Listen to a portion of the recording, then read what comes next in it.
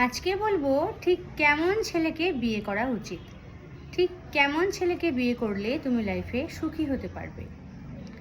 অনেকেই হয়তো বলবে, কেমন ছেলেকে আবার? যে ছেলের কেরিয়ার ভালো আছে, যে ছেলের কাছে টাকা পয়সা, বাড়ি গাড়ি, ধন সম্পত্তি আছে, যে ছেলের ফিউচার খুব ভালো, উজ্জ্বল, অবশ্যই সেই ছেলেকে বিয়ে করা দরকার। কিন্তু আমি বলবো, সবার আগে এই সমস্ত জিনিস কখনো দেখলে হয় না। সবার আগে দেখতে হয় যে ছেলেকে তুমি বিয়ে করছো বা বিয়ে করতে যাচ্ছ, সেই ছেলেটি মানুষ হিসেবে কতটা ভালো।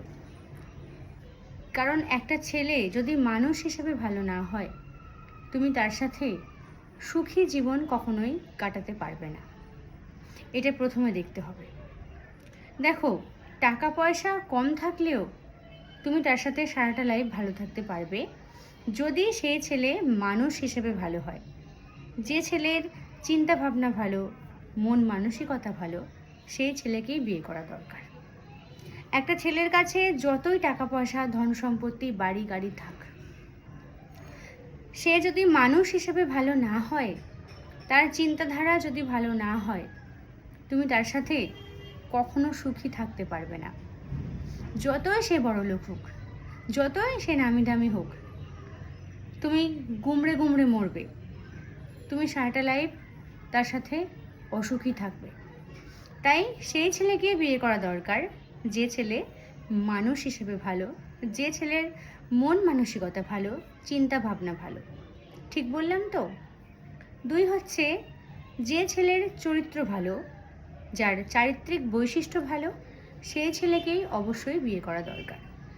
কারণ একটা ছেলের চরিত্র যদি খারাপ হয়, সে ছেলে দেখতে যতই সুন্দর হোক, যতই হ্যান্ডসাম হোক, যতই স্মার্ট হোক, তুমি তার সাথে কখনোই সুখে থাকতে পারবে না, শান্তিতে থাকতে পারবে না। তুমি গুমড়ে গুমড়ে মরে যাবে।